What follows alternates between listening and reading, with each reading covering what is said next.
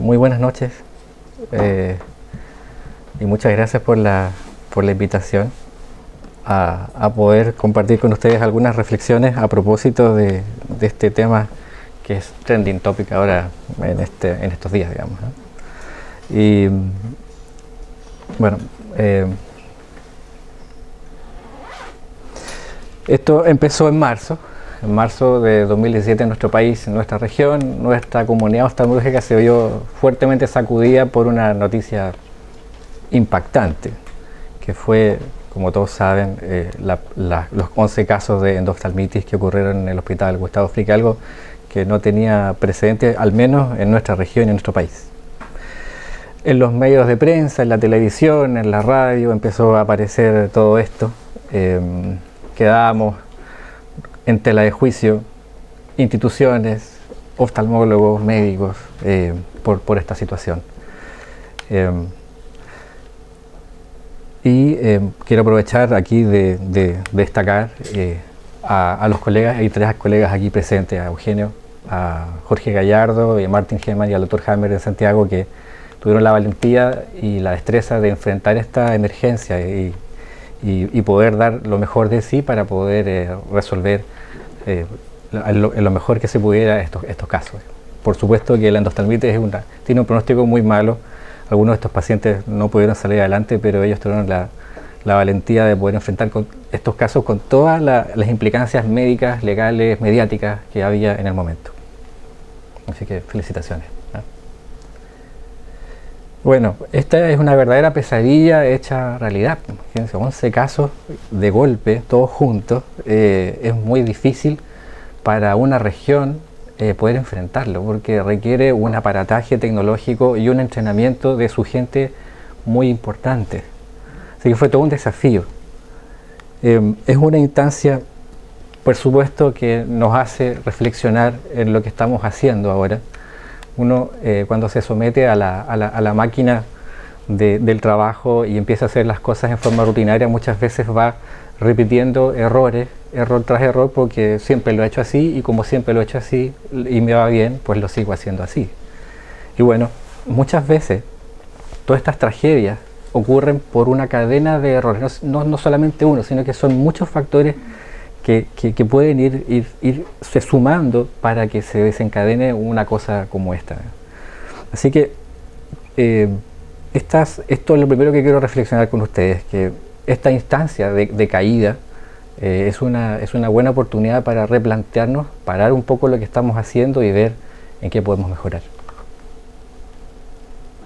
Así que vamos a ver algunas reflexiones en profilaxis y en tratamiento. Reflexiones le llamo porque esto no tiene solamente el dato duro científico, tiene datos duros también, pero tiene datos que son como aplicados a nuestra realidad, un poco más masticados por la experiencia que se vivió y que hemos vivido con otros casos que nos ha tocado vivir manejando endoftalmitis. Así que vamos a comenzar con algunos de los datos. Estas son las estadísticas de las tasas de endoftalmitis según distintas cirugías. Y por supuesto, como la que más se hace en la oftalmología es la cirugía de catarata, y ahora las inyecciones de Avastin son actualmente las que nos podrían exponer un poco más a poder sufrir esta patología. 0.08, la tasa es variable según los estudios, y 0.05 para inyecciones intravítreas. La tasa más alta es la cirugía de implante de lente secundario. Así que esto es más o menos el panorama. Y estas dos, la FACO y la intravítrea, son las que nos podrían ofrecer mayor cantidad de casos dentro de lo poquitos que son. Y el perfil de los agentes causales sigue siendo más o menos el mismo.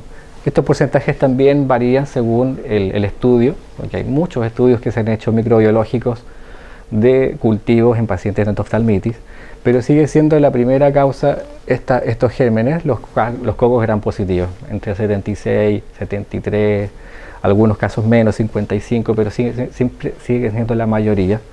Y mucho menos otros casos como el Bacillus cereus y los gram negativos. Así que estos son los enemigos que nos va a tocar enfrentar. Generalmente el origen es la flora microbiana propia del paciente. Y aquí hay una de las primeras reflexiones que quiero compartir con ustedes.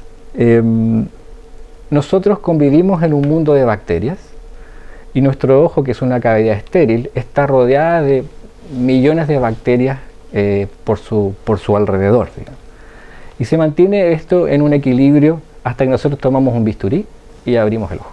Inmediatamente esta balanza se inclina hacia las bacterias. Por lo tanto, nosotros tenemos que tomar conductas, estrategias para poder inclinar la balanza de nuevo a favor del ojo, a favor de la esterilidad de la cavidad ocular. ¿Qué medidas? Minimizar los factores de riesgo y algunas estrategias antimicrobianas. Así que, primera cosa, cuando enfrentamos una cirugía, pensemos siempre en que tenemos una balanza que es dinámica. La balanza parte cuando en la preparación preoperatoria y esa balanza sigue jugando cuando estamos en el acto quirúrgico. Ahí lo vamos a ir viendo según vamos avanzando en la presentación. Muchas recomendaciones existen en la literatura sobre estar atentos a todas las patologías oculares que pueden aumentar la flora microbiana y que son perfectamente prevenibles, tratables antes de realizar el acto quirúrgico. Blefaritis, conjuntivitis, obstrucciones de la vía lagrimal, infecciones sistémicas son factores de riesgo ciertamente para que el paciente haga una endoftalmitis si es que lo sometemos a una operación. La presencia de diabetes mellitus u otro tipo de inmunosupresión se ha estudiado y se ha visto que aumenta el riesgo de endoftalmitis en 3 veces. Por lo tanto, atención especial en los pacientes diabéticos inmunodeprimidos que tenemos que operar, sobre todo diabéticos, que son muchos. Estrategias antimicrobianas, hay varias, pero les marco acá las que son de mayor evidencia científica. En primer lugar, la técnica estéril, eso estamos todos de acuerdo, el uso de campo estéril, basta, mascarilla, guantes, etc. Y eso sigue siendo demostrado por muchos estudios. Y la povidona iodada también es la medida que tiene durante todos los estudios, los antiguos y los nuevos, la mayor evidencia como un factor protector para la prevención de la endoftalmitis, que esto tiene que ser aplicada tanto en la piel como en los fondos de saco. Una cosa importante es que hay que darle tiempo a la acción, y esto aquí inmediatamente me planteé que muchos en la premura de sacar la tabla rápido a veces pecamos de no darle tiempo suficiente a la povidona. Nos salvamos un poco porque el paciente viene preparado de abajo con gotas de povidona, pero la aplicación de la piel no siempre tiene los 3 minutos que el fabricante recomienda. Por lo tanto, ahí tenemos una cosa que mejorar. Me puse a pensar que tal vez le podríamos pedir a la arsenalera que cuando arma su mesa pinte, entonces cuando uno entra ya está pintado el paciente y ya ganó algunos minutos de povidona, por ejemplo. Es una cosa que podríamos discutir después más adelante. Pero es un error frecuente esto, no darle tiempo a la povidona. Aislar las pestañas también es una cosa que tiene bastante evidencia científica que es un factor protector, pero a veces en la maniobra de colocar este adhesivo exprimimos las pestañas y eso inmediatamente nos da vuelta a la medida y nos transforma en una medida que aumenta el riesgo, porque al exprimir las glándulas de meiomio aparecen bacterias que no estaban antes en el campo operatorio. Por lo tanto, mucho cuidado hacerlo esto sin exprimir el borde del párpado. Y los fármacos antimicrobianos que se usan en el perioperatorio, en el postoperatorio e intracamerales también han mostrado en los estudios que han salido a la luz evidencia de que ayudan a prevenir. En todas las presentaciones de endoftalmitis y prevención de la endoftalmitis se hace mención a este estudio. Es un estudio de la Sociedad Europea de Catarata y Cirugía Refractiva, que ya tiene sus años, es del año 2007, pero fue un estudio de muchos centros, 24 centros europeos con una gran cantidad de cirugías, y se randomizó a los pacientes en el uso de antibióticos intracamerales como una medida de profilaxis. Y por supuesto que en las cirugías tuvieron algunos casos de endoftalmitis, pero se demostró estadísticamente que el antibiótico intracameral redujo el riesgo de endoftalmitis en el grupo tratado 5 veces. Por lo tanto, esta medida de uso de antibióticos intracamerales se está usando desde ese año en forma muy habitual en Europa. Esto ha sido incorporado lentamente en Estados Unidos y en América, porque se le tiene mucho respeto a las reacciones de hipersensibilidad a beta-lactámicos. Las reacciones de hipersensibilidad son bastante frecuentes para beta-lactámicos en la población normal, pero la incidencia de aparición de reacciones graves es muy baja. Así y todo, se le tiene mucho temor al uso de cefuroxime por la posibilidad de alguna reacción de hipersensibilidad y, por qué no decirlo también, por los costos agregados que asocia el uso de antibióticos durante la cirugía. Pero la verdad es que se ha ido incorporando en varios centros ya en América. Y nosotros, como tendemos más a mirar para el norte que para el este, les cuento que la tendencia está siendo para allá. Este estudio también concluyó que la incisión corneal, la migración de incisión escleral a corneal, aumentó el riesgo de endoftalmitis en 4 veces. Los lentes de silicona o lentes suturados también aumentan los riesgos 6 veces. La presencia de complicaciones en estos estudios aumentó el riesgo de endoftalmitis 5 veces y una cirugía larga, mayor de 45 minutos, 5 veces. ¿Por qué les muestro esto? Porque si nosotros tenemos la circunstancia en la cual nuestra balanza se empieza a inclinar hacia el lado de las bacterias, tenemos que hacer algo para poder inclinarla para el otro lado. Por ejemplo, si tenemos problemas en la incisión, suturarla, tratar de acortar nuestros tiempos quirúrgicos para no trabajar tanto, no instrumentar tanto el ojo, etc. De esa forma podemos compensar un poco y nivelar la balanza hacia nuestro paciente. ¿Cómo se llama el cáncer de la diapositiva anterior? Vuelvo. Yo creo que yo puedo compartirle en este punto parte de mi experiencia, porque yo operé mucho tiempo en España y allá usábamos de regla el cefuroxime intracameral en todos los casos. Yo he operado 1000 pacientes con esto. Cuando no podíamos ponerlo, por lo que tú comentabas de las alergias cruzadas que podían haber con beta-lactámicos, usábamos vancomicina intracameral.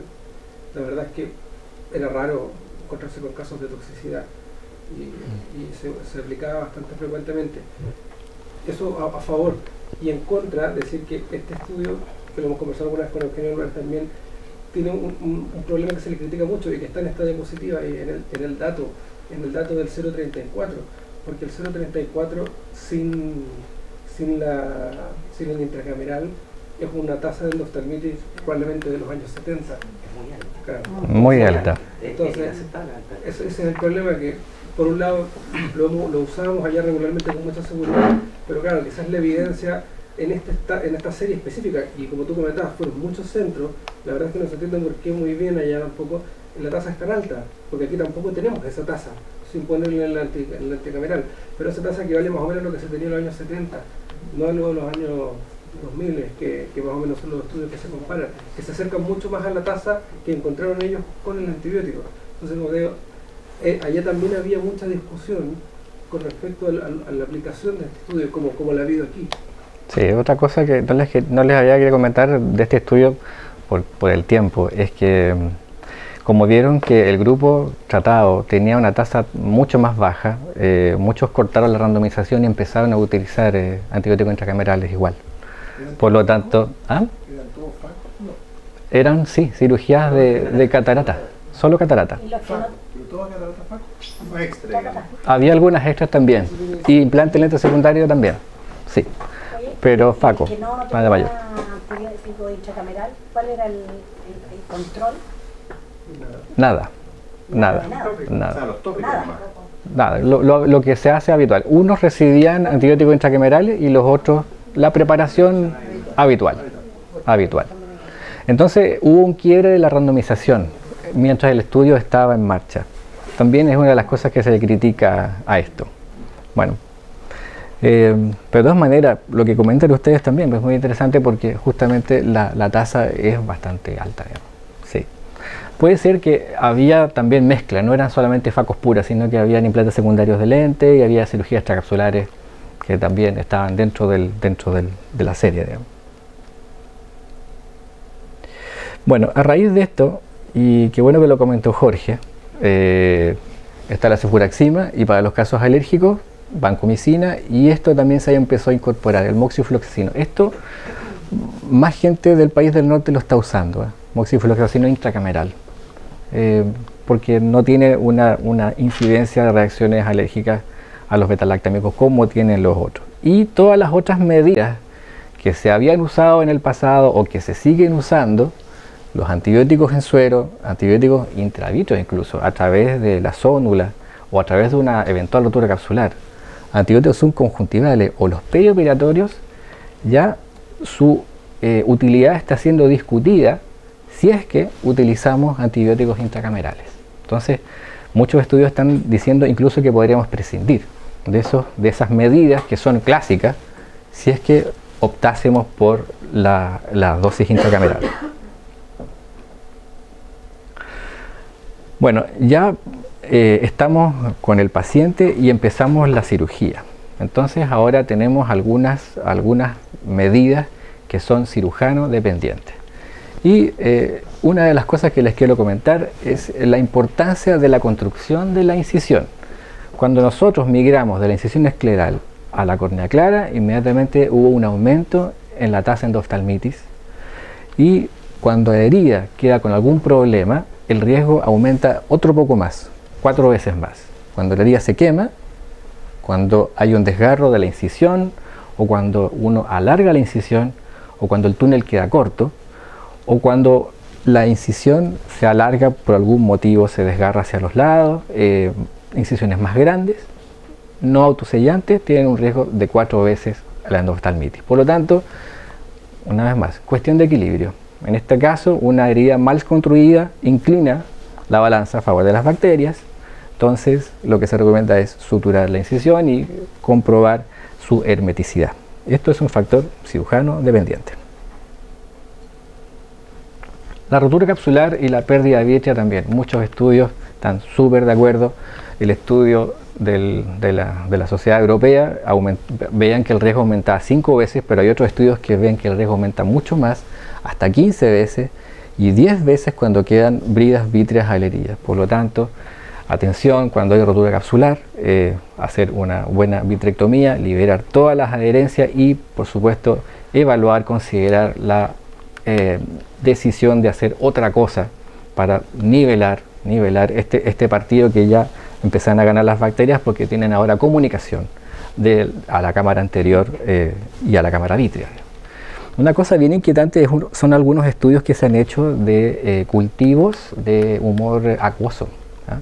En pacientes que no desarrollan endoftalmitis, resulta que hay una colonización del humor acuoso que puede llegar incluso hasta el 30% según algunos estudios, lo cual es preocupante. Quiere decir que nosotros operamos, nos vamos felices y quedan igual bacterias ahí. ¿Y por qué no hace la endoftalmitis? Porque hay inmunidad de las estructuras, porque el humor acuoso tiene cierta actividad bactericida, y por las medidas de antibióticos que utilizamos en el postoperatorio, sobre todo con la quinolona cuarta, que tienen bastante buena llegada a cámara anterior.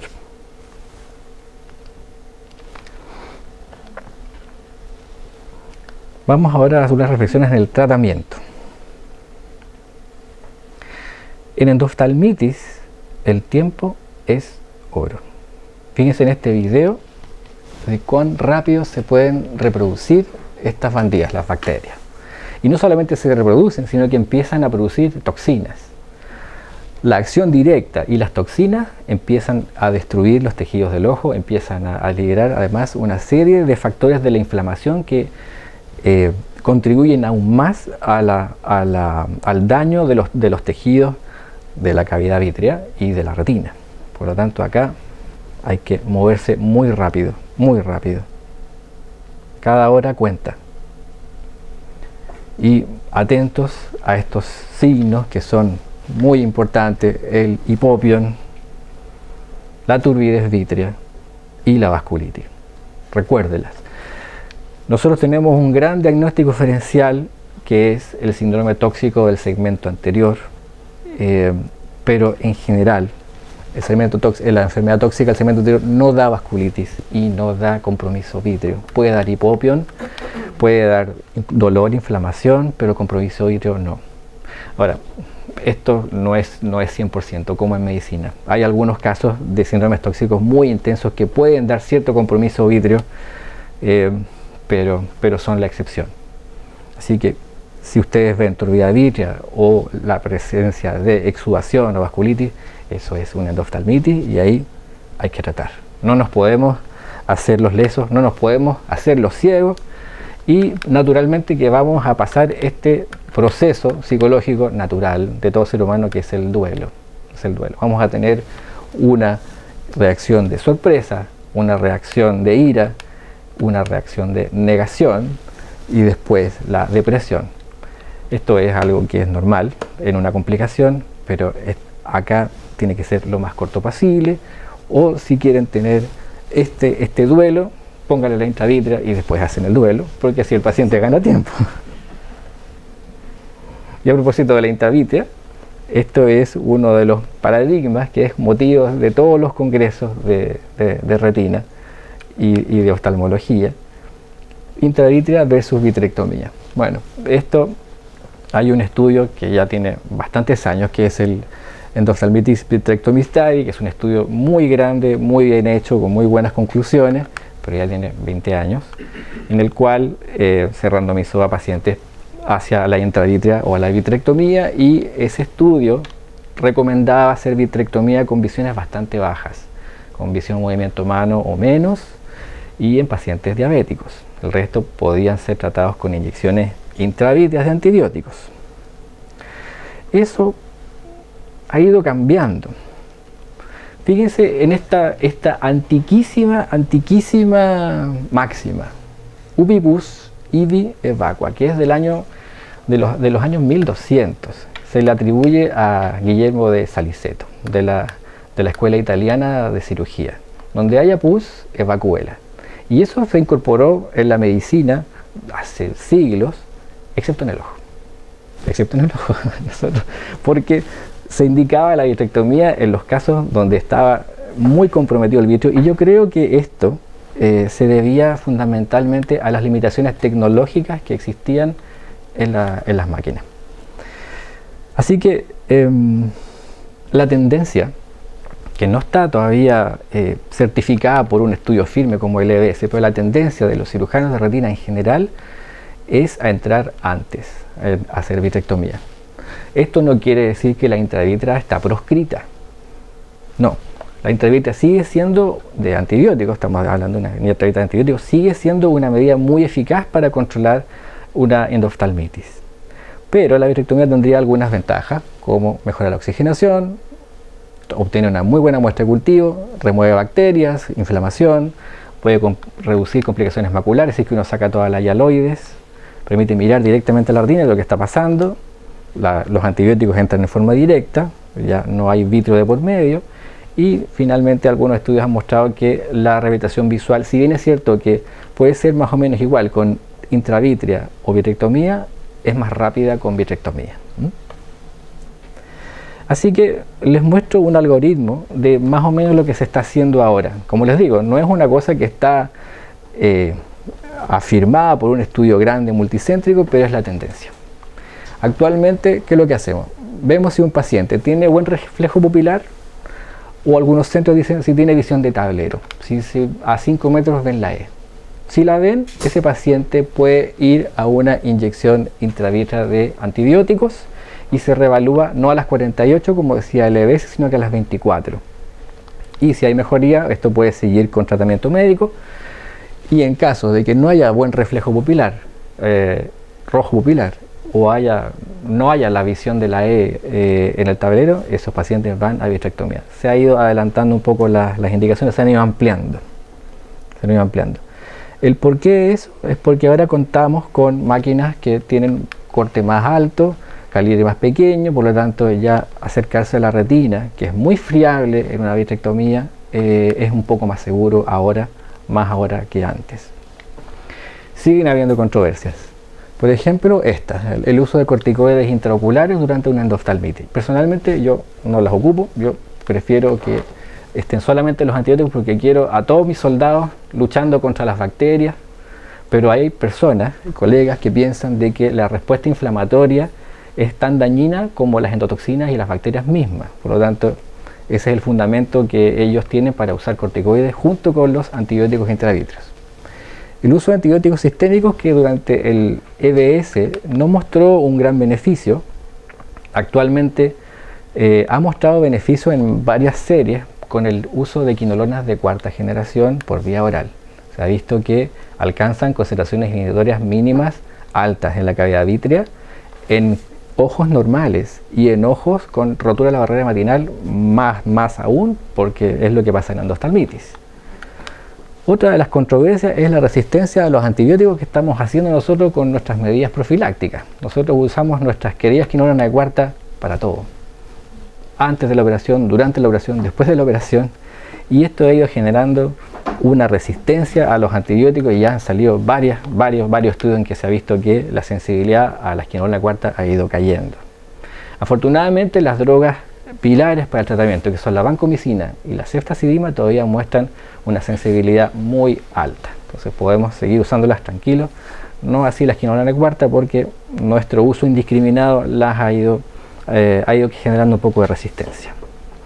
Y por lo mismo, las conclusiones del estudio del EBS, que siguen siendo muy válidas, siguen siendo las directrices para nuestro actuar en el enfrentamiento de una endoftalmitis, tienen algunos cuestionamientos o algunos peros ahora en el siglo XXI, porque han ido apareciendo otras cosas, máquinas más rápidas, antibióticos más efectivos. Por lo tanto, hace falta un estudio de grueso calibre que evalúe las condiciones actuales. Para concluir, bueno, el desafío de las cirugías de catarata y del alto volumen atenta contra la calidad. Y esto es una de las cosas que tenemos que velar de que no ocurra. Son muchos los pacientes que se operan de catarata, es una de las patologías más prevalentes en Chile y en el mundo.